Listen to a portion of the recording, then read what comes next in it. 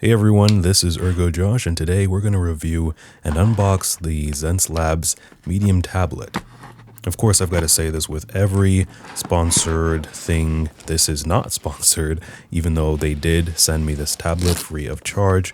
I was not paid in advance for this review, and Xencelabs and everyone watching this video right now, you're all seeing this for the first time. I have not been persuaded to say anything positive or negative about the tablet. In my experience, I don't have to leave any positive reviews or anything like that, and that's why I'm actually doing this review. So for the duration of this video, I'm going to talk over my unboxing here, and hopefully you can enjoy the little unintentional ASMR, and then I'll talk about the performance as I show you a painting, a little bit of a speed paint that I did while I was testing this out. In total, the speed paint, I spent about 2 hours in total on that, and I spent about 2 to 3 more hours after the fact working with it in different kind of settings just to make sure I got a good feel for the tablet.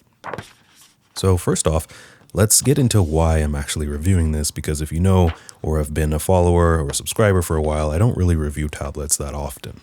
I was really interested in this when Xencelabs reached out to me because it seemed like they were really doing something different on the market, to be honest. Because, to put it bluntly, the market is really just Wacom and all these other companies that are trying to find a way to cut things out to make the price cheaper.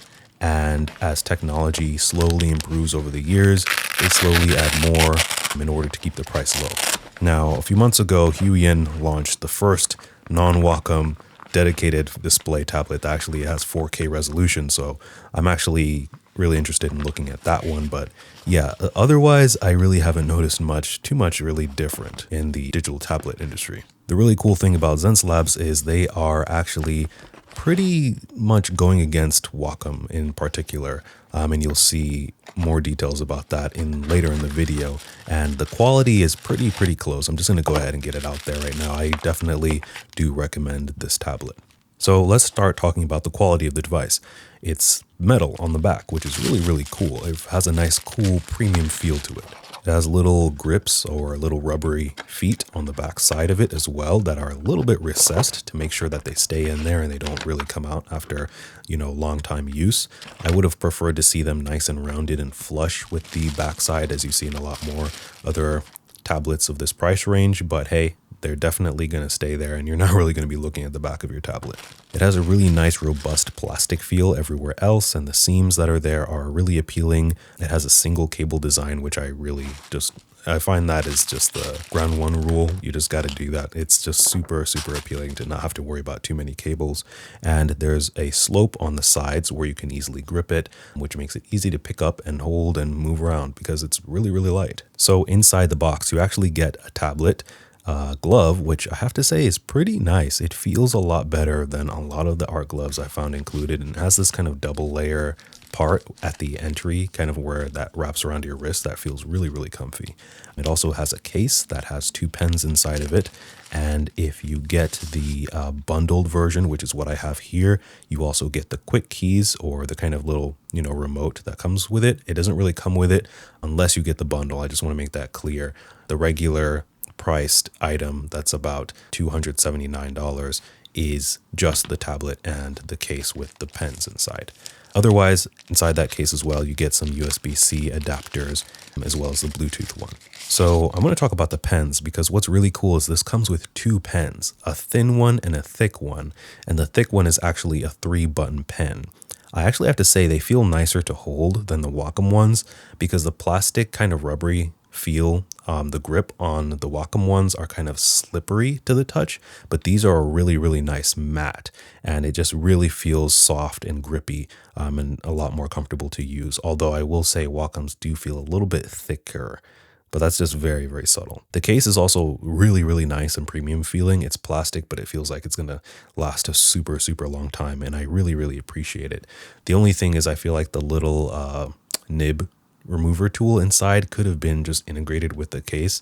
I'm not even quite sure how to use that thing, but the unfortunate thing that kind of brings me to is that this does not include a stand for your pen like a lot of different products do include. It would have been really cool for them to have been able to find a way to make this case kind of dual dual function as a stand. I think that would be acceptable. Now let's talk about the little remote thing over here. It's concessions or the kind of downsides or cons that it has compared to the Wacom remote that comes with a really high-end Cintiq. So bear in mind, I'm comparing it with a completely different product line that's intended to be starting around $2,000, is that it has a plastic body and it has a lot less physical buttons that are immediately available for you to use. And to be honest, yeah, this is definitely the most cheap feeling part of the device. Everything else feels extremely high up there, premium, right up there with Wacom, but this remote does feel a little clunky. Now, the pros over the Wacom is that it has a much better wheel. I hate the touch wheel on the Wacom remote. This one feels amazing to use. It has a light up display so that you can remember what the buttons are supposed to be without having to go into the application or the drivers, and it has multiple modes on there so that you can switch. Even though you don't have as many buttons immediately available to you, you can switch the modes, and then you can have like all the buttons reprogrammed to something else, and you can cycle through them and have color coordination for each one. The other thing I really love about this tablet is that immediately there's a nice paper-like feel to the surface. And this is something I really, really, really miss from my iPad, where I use paper-like in order to get that nice paper-like feel. That branding's on point there. You got to give it to them. But otherwise, my iPad would be super, super slippery and a really a pain to use, although you can get used to it if you really want to. For people just getting into digital art, getting a tablet like this with that nice rough feel is honestly the best. And I'm actually still using it right now as we make this video because I have been getting annoyed at how sloppy I feel on my slippery Cintiq. I really, really miss this rough feel of the plastic against the rough plastic of the surface of the tablet. It's also really consistent too. If you ever get a Cintiq, the screen will feel very inconsistent, like you have to kind of break it in. That's something I've noticed on every Cintiq that I've had or had access to use, at least the brand new ones. But this one, surface feels consistent everywhere immediately. So let's talk about the price. The main comparison, obviously, to this tablet is the Wacom Intuos Pro Medium, which is about $40 more expensive. So it's not much of a cheaper device if you really think about it. However, it's kind of like a weird balance of trade-offs. It's not a complete like, oh, we're just completely cutting off things and making it cheaper feeling to get the price lower. There's some things that they have over Wacom and some things that Wacom has over Xencelabs.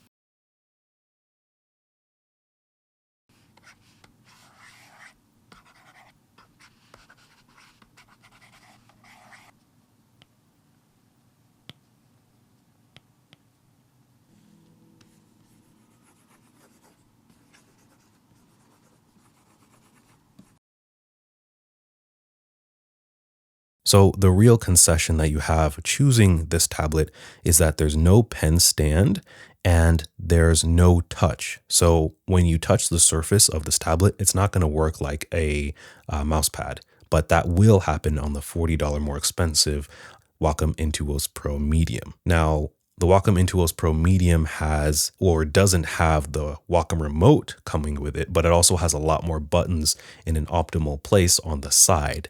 The Xencelabs tablet only has 3 buttons built in on the top, which are really not that useful to use, but they do have that remote. So I will consider those to kind of cancel each other out. And if you prefer to have that off the actual tablet, which a lot of people do, then that could be a pro for you.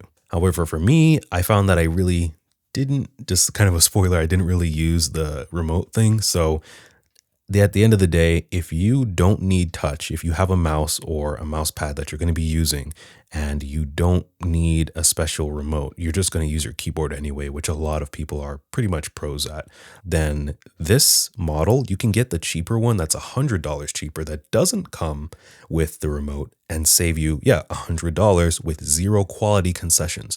Nothing else is going to be worse. All you need to do is find a pen stand to hold your pen, and that's it. Like everything else is either better or the same as a Wacom. So if you have a keyboard and you have a mouse, I would not buy the bundle option.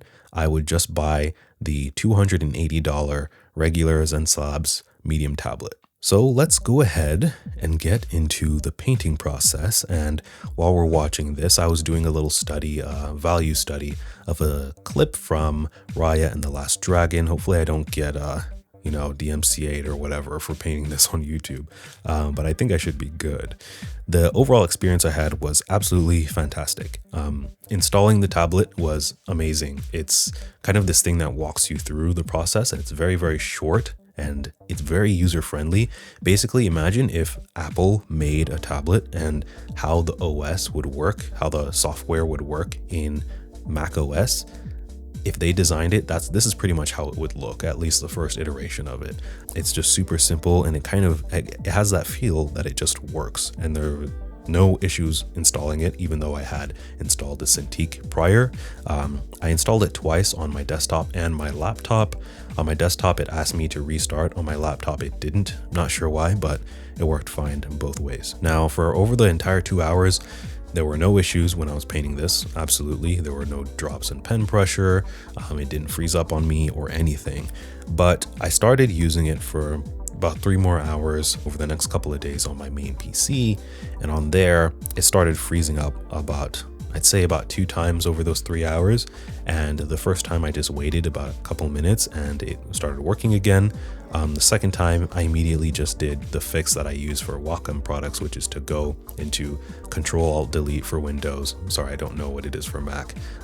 But then you go into Services, and then you open all services, you find Wacom process, or in this case, Xencelabs process, and just hit restart, and everything usually works fine from there. And so I did that, and immediately the service restarted and it started working. The other funny thing that's kind of in the same driver category is that I tried using the Wacom Pro Pen 2 on this tablet and it worked, and there was pressure sensitivity, but it just felt a little tiny bit like laggy almost. It's hard to explain, but it wasn't as good, but it worked. So I think that's pretty interesting, especially because I remember watching Brad Colbo's video before this, and I remember he said that there's actually ex-Wacom engineers working on this tablet, and I think it's really cool. You can actually see their kind of press release video on, I don't know if it's their channel or not, but I'm going to link that in the comments, and you can see them talking through all of their decisions, and they've really thought out this product, and that's part of why I'm doing this review. I really have some high hopes for this new competitor on the market. So you might see me using a stand here with this tablet, and I just want to add this in as a tip for you guys. I definitely recommend not using the kind of stand I had here, and you'll see me switch at a certain point. When you're using a stand like this, your wrist is permanently bent. So your arm is leading up to the tablet, then your wrist bends so that you can get your fingers to the tablet surface. I don't recommend that. That is really painful after a while. What you want to do is just use the tablet flat on the table or put it on a large raised surface. So I actually ended up putting it on my Sketchboard Pro because it was rubber on rubber. It didn't slide off, even though it's obviously not meant to hold this tablet, and it was much better because my arm and my hand were all at the same angle. I wasn't bending at the wrist the entire time. So I really recommend you guys do that in order to save your wrist. Getting into my Razer Tartarus Pro that you might see me on the side using on the side here, that is something that I use for all of my painting to make it very, very fast. Nothing really compares to this, and I'm not really going to I don't really use any remotes from Wacom or Xencelabs or anything. So that's why I'm using it here. The main pros that I just wanted to quickly mention is that it has 26 keys immediately available, and even more immediately available is you can rest your hand on it and your fingers are all resting on basically 6 keys, because some of them you just have to twitch your hand to access, even though obviously we don't have 6 fingers. So yeah, you'll never really see me supporting that remote thing. I don't really recommend it because of the price. And I think if you have a good wireless keyboard anyway, you're gonna be probably used to that, and it's gonna be a lot better. Now again, sometimes the hand tool would stick on the thicker pen, I noticed, because of the 3rd button. So even though I really do think it's cool that you get that 3-button pen that Wacom only sells for $100 extra, and you get a little bit of a fancy metal barrel at the end of it, but it's the same type of pen. And you get this pen included with the base tablet, but that 3rd button, I'm not so sure it works. Maybe I got a faulty one, but it would stick a lot. I would be stuck on the hand tool and I'd have to lift my pen from the tablet, bring it back a couple times to get it to go back to drawing again. The pen pressure was awesome. I didn't feel any lag. It felt great. It took a little bit of getting used to, especially coming from an iPad and using so many different tablets at once. But the settings were pretty easy to configure because, again, the operating system for this the drivers for this and the interface is just really, really, really simple. And did I mention you can actually pick? I was like super excited. I thought it was RGB lighting for the actual little things on the tablet surface that show you the drawing surface area, but you can pick from about 6 or 8 colors. I can't remember, but it's around there. And I picked, Ergo Pink, of course, and it looks amazing on my setup. So I think that's pretty cool. When we talk about battery life and the Bluetooth functionality, I will also say that my battery life only ran down about 15% in about 2 hours. So if you're using this as your daily driver, you're going to get probably a good 2 days of use out of like an 8-hour work day without having to charge this. So that's really, really good if you really need that Bluetooth functionality. And of course, for the remote, if you want to use that, it went down even less battery. I think it only got down to 95%. So that's really good. But disclaimer, I wasn't using it, so that might not be an accurate example. And I also want to say that just as a tip again for you guys, when you're using a small device like this and you're actually drawing on a big screen, it takes a little bit of getting used to. It's not like using a screen tablet. Basically, what's happening is you're looking at a surface that's, in my case, 24-inch screen, but your drawing surface is way smaller than that. So when you make a tiny movement in your hand, in reality, it's going to make a much bigger movement. And so you kind of have to recalibrate your hand to do that. However, there's a lot of pros to that. The only con is that you have to get used to it, but the pros is that you become very efficient with it. Actually, there is another con. You're going to feel your hands get a little bit tired, but I think that's really just muscle fatigue. It's not wrist pain. You can solve that with what I mentioned earlier. So that's just something to keep in mind in case you're new to tablets and you're interested in purchasing this tablet for your first digital drawing tablet. So anyways, that's it for me. I'm really excited with this product and company. I'm really looking forward to seeing what they do with more expensive tablets in the future and maybe even, more improved versions of this one, even maybe more budget tablets. Of course, I want to make it clear again, if they do release more budget tablets, I'm probably not going to look into them. I know I'm going to get a lot of comments asking, what about this tablet? What about this tablet? And fortunately, I do like to keep my content geared at students and professionals and then focused on the art itself. I don't really want to get into reviewing all the different tablets out there because I'm just not really interested in that, to be completely honest. So I do recommend a lot of different tablet reviewers who do all of them, and I'll try to link them in the description as well so that you can get your own research and compare what's best for you. So I'll see you guys in the next video. Follow me on Twitch if you want to see my live streams where I might be painting on this thing again, and I'll see you guys in the next one. Peace. Also, make sure you subscribe because I've got that new iPad Pro 2021 model, 12.9-inch, 1 terabyte coming in the mail. My wallet is empty. I'm crying, but I'm also excited because I can't wait to review that and do the unboxing with you for that, because that's the classic video for this channel. That's what got me started. So make sure you sub for that. You don't want to miss it. All right, see ya.